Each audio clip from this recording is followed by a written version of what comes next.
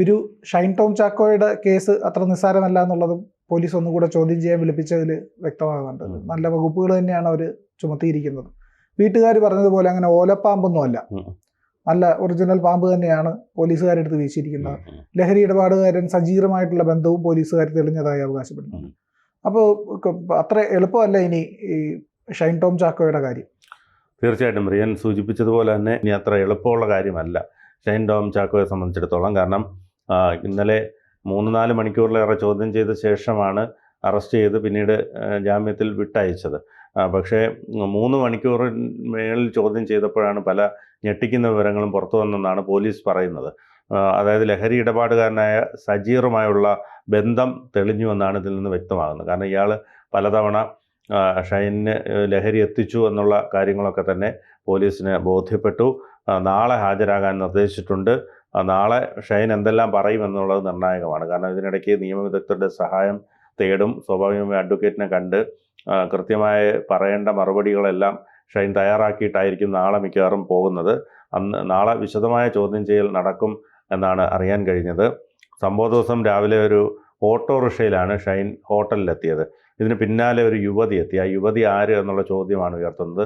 Cinema രംഗത്ത് നിന്നുള്ള യുവതിയാണോ അതോ പുറത്തുള്ള യുവതിയാണോ എന്നതടക്കമുള്ള കാര്യങ്ങൾ പോലീസ് അന്വേഷിക്കുന്നുണ്ട്.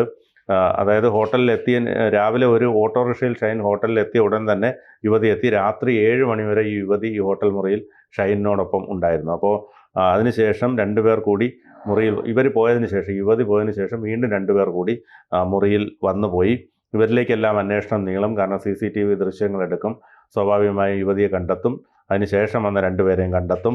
ബുധനാഴ്ച രാത്രി എറണാകുളം നോർത്ത് പാലത്തിന് സമീപമുള്ള വേദാന്ത ഹോട്ടൽ മുറിയിൽ നിന്നും ജനൽ വഴി എന്തിന് ഇറങ്ങി ഓടിയെന്ന വിഷയവും ആലപ്പുഴ ഹൈബ്രിഡ് കഞ്ചാവ് കേസും കേന്ദ്രീകരിച്ചായിരിക്കും ചോദ്യം ചെയ്യൽ. 32 ചോദ്യങ്ങളാണ് പോലീസ് ചോദിച്ചത്.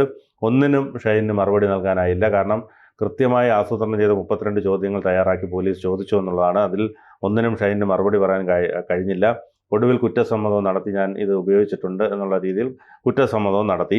ലഹരി ഇടപാടുകാരനായ സജീറുമായും തസ്ലീമയുമായും തനിക്കുള്ള ബന്ധം സംബന്ധിച്ച ഷൈൻ നേരത്തെ ലഹരി ഉപയോഗിച്ചിരുന്നെന്ന് പറഞ്ഞതായും പോലീസ് അറിയിച്ചിട്ടുണ്ട്. ഷൈനിൻ്റെ രക്തസാമ്പിളും നഖത്തിൻ്റെയും മുടിയുടെയും സാമ്പിളുകളും പരിശോധനയ്ക്ക് എടുത്തിട്ടുള്ളതിനാൽ പരിശോധനാ ഫലം നിർണായകമാകും. എത്ര കാലമായി ഷൈൻ ലഹരി ഉപയോഗിക്കുന്നുവെന്ന് മനസ്സിലാക്കുകയാണ് ഇതിലൂടെ ലക്ഷ്യമെടുത്തത്. അതായത് ഏകദേശം എനിക്ക് തോന്നുന്നു ഒരു 10 വർഷക്കാലമായി ഷൈൻ ടോം ചാക്കോ ലഹരി ഉപയോഗിക്കുന്നുണ്ട്. അന്ന് രാസലഹരിയുമായി ബന്ധപ്പെട്ട് അതെ 10 വർഷം മുമ്പാണ് ആദ്യമായി ഷൈനിനെ ഇത്തരത്തിൽ മയക്കുമരുന്ന് കേസുമായി പിടിയിലാവുന്നത്. അന്നാണ് ഇത്തരത്തിലൊരു നടൻ ഉണ്ടെന്ന് പോലും മലയാളികൾ അറിഞ്ഞത്. അത് പ്രിയ ഓർമ്മയാണ്. ശ്രദ്ധിച്ചിട്ടില്ലായിരുന്നു. അധികം അറിയപ്പെടുന്നതല്ല. 1-2 സിനിമകളൊക്കെയാണ് അത്യാവശ്യം ഷൈൻ എന്ന് പറയുന്ന ആളുടെ മുഖത്തെ മനസ്സിലേക്ക് കൊണ്ടുവരുന്ന 1-2 സിനിമകൾ മാത്രമേ ഉണ്ടായിരുന്നു. അതിനപ്പുറം വലിയ സിനിമകളൊന്നും ഇല്ല. ഇല്ലെങ്കിൽ ചെയ്യുന്ന കഥാപാത്രങ്ങളൊക്കെ വലിയ പ്രസക്തമായ കഥാപാത്രങ്ങളല്ലായിരുന്നു. പക്ഷേ ഈ ലഹരി ഇടപാടിന് ശേഷം ആ ഇടപാടും അതുമായിട്ട് വന്ന വിവാദങ്ങളും എല്ലാം കഴിഞ്ഞപ്പോൾ ഷൈൻ പെട്ടെന്ന് സ്ക്രീനുകളിൽ നിറയാൻ തുടങ്ങി. 1-2 ഇൻ്റർവ്യൂകളൊക്കെ ഈ കമൻറ്റുകളും പ്രത്യേക രീതിയിലുള്ള സംസാരവും ശരീരഭാഷയൊക്കെ കൊണ്ട് ഈ വികൃതമായിട്ടുള്ള രീതിയിലുള്ള അവതരണം കൊണ്ട് ശ്രദ്ധിക്കപ്പെട്ടതോടുകൂടി ഈ ബാക്കിയുള്ള ചാനലുകൾ ഇൻ്റർവ്യൂ ചെയ്യുന്നവരും എല്ലാം അങ്ങ് വളഞ്ഞു.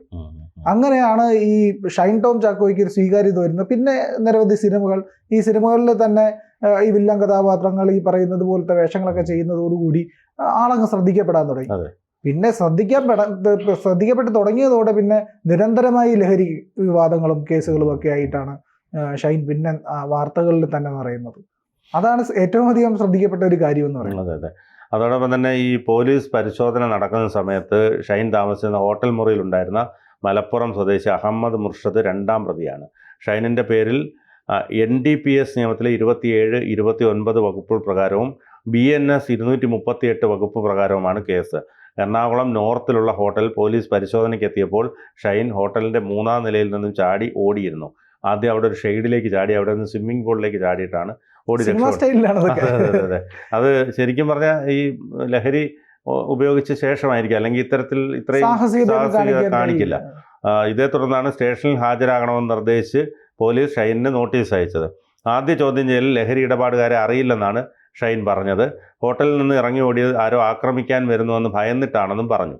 എന്നാൽ സജീറുമായുള്ള ഫോൺ വിളികളും വാട്സാപ്പ് സന്ദേശങ്ങളും നിരത്തി ചോദ്യം ചെയ്തതോടെ സത്യം പറയുകയായിരുന്നു. പണമിടപാടും ഉണ്ടായിരുന്നു. 20,000 രൂപ ഇങ്ങോട്ട് അയച്ചു കൊടുക്കുക, ഗൂഗിൾ പേ വഴി അയച്ചു കൊടുക്കുകയൊക്കെ ചെയ്തു. സ്വാഭാവികമായും ഇത് ഈ മയക്കുമരുന്നിൻ്റെ ഇടപാടുകൾ കൂടാതെ പണമിടപാടും ഉണ്ടെന്നാണ് മനസ്സിലാക്കാൻ കഴിയുന്നത്. അങ്ങനെ ചോദ്യം ചെയ്ത് സന്ദേശങ്ങൾ നിരത്തി ചോദ്യം ചെയ്തപ്പോൾ ഇയാൾ സമ്മതിച്ചു. പിന്നീട് ജാമ്യത്തിൽ വിട്ടയച്ചു. മയക്കുമരുന്ന് പിടിച്ചെടുക്കാത്ത സാഹചര്യത്തിലാണ് ഇത് ജാമ്യത്തിൽ വിട്ടയച്ചത്. ജാമ്യം കിട്ടാവുന്ന വകുപ്പുകളാണ് അതുകൊണ്ട് തന്നെ ചുമത്തിയത്. രക്തത്തിൽ ലഹരിയുടെ ഘടകങ്ങൾ 24 മണിക്കൂർ കൂടുതൽ കാണില്ല. എന്നാൽ നഖത്തിലും മുടിയിലുമൊക്കെ മയക്കുമരുന്നിൻ്റെ സാന്നിധ്യം ഏറെ നാൾ നിൽക്കും. അത് എങ്ങനെയാ പ്രിയ, അതിനെക്കുറിച്ച് എന്താ പറയാനുള്ളത്? ഇത്തരം ലഹരികൾ സാധാരണഗതിയിൽ പെട്ടെന്ന് നമുക്ക് സാധാരണ ഒന്ന് മദ്യപിച്ചിട്ടുള്ള ഒരാളെ സ്മെല്ല് കാണുമ്പോഴത്തേക്കും ഇയാളുടെ പെരുമാറ്റം കാണുമ്പോൾ അറിയാൻ കഴിയും. ഈ രാസലഹരിയുടെ പ്രത്യേകത ഒരിക്കൽ ഒരു എക്സൈസ് ഉദ്യോഗസ്ഥനുമായി സംസാരിച്ചതിൽ നിന്ന് മനസ്സിലായെന്ന് പറഞ്ഞു കഴിഞ്ഞാൽ ഈ രാസലഹരികൾ പെട്ടെന്ന് അറിയാൻ കഴിയില്ല. ഇത് ഉപയോഗിച്ചിട്ടുണ്ടോ, മണമില്ല, ഗന്ധമില്ല, പെരുമാറ്റത്തിൽ വലിയ പ്രശ്നങ്ങൾ ഉണ്ടാകില്ല. പക്ഷേ ഇവരുടെ ഈ ഇമോഷണൽ ബാലൻസിനെ വലിയ രീതിയിൽ സ്വാധീനിക്കാൻ കഴിവുള്ളതാണ് ഈ രാസലഹരികളെല്ലാം തന്നെ. അപ്പോൾ ഇത് ഇത്തരത്തിലുള്ള സാധനങ്ങൾ ഉപയോഗിക്കുന്നവർക്ക് ദീർഘകാലം ഇത് ഉപയോഗിക്കാനും കഴിയില്ല. ഹ്രസ്വകാലമോ കുറച്ചു കാലമോ ഒരു 5-10 വർഷമൊക്കെ ഉപയോഗിക്കുമ്പോൾ തന്നെ ആരോഗ്യം നശിച്ച് വലിയ രീതിയിലുള്ള ആരോഗ്യ പ്രശ്നങ്ങൾ ഉണ്ടായി, അവരുടെ സ്വഭാവ വൈകല്യമുണ്ടായി. സ്വഭാവം എന്ന് പറഞ്ഞാൽ സ്വഭാവം ആകെ മാറിപ്പോകും. ഇത് 1-2 തവണ ഉപയോഗിക്കുമ്പോൾ ഈ ആളുകൾക്ക് പ്രശ്നം ഉണ്ടാവുക, അഡിക്ഷൻ ഉണ്ടാവുന്നതായിട്ട് തോന്നില്ല എന്നാണ്. ലീസ്റ്റ് അഡിക്ഷൻ ഉള്ള സാധനങ്ങളായിട്ടാണ് ഈ മെറ്റാഫെറ്റമിനെയും ഈ കഞ്ചാവിനെയും പറയുന്നത്. പക്ഷേ ഈ കൊക്കൈന് അതുപോലെ തന്നെ ആൽക്കഹോളിൻ്റെ അത്ര പോലും അഡിക്ഷൻ ഈ പറയുന്ന മെത്താഫെറ്റമിനും ഈ കഞ്ചാവിനും ഒക്കെ ഇല്ല എന്നാണ് പറയുന്നത്, വളരെ കുറവാണ്. പക്ഷെ ദീർഘകാലം ഉപയോഗിക്കുമ്പോൾ സ്വാഭാവികമായിട്ടും ഇതിൻ്റെ അഡിക്ഷൻ വന്നു തുടങ്ങും.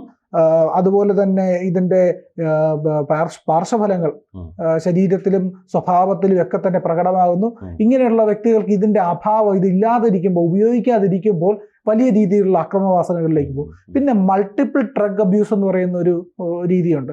പലവിധമായ, ഇപ്പം കഞ്ചാവ് ഉപയോഗിച്ചു, അതിൻ്റെ കൂടെ തന്നെ ഈ മെത്താഫെറ്റമിൻ പോലുള്ള രാസലഹരി ഉപയോഗിക്കുന്നു, അതിൻ്റെ കൂടെ മദ്യം ഉപയോഗിക്കുന്നു.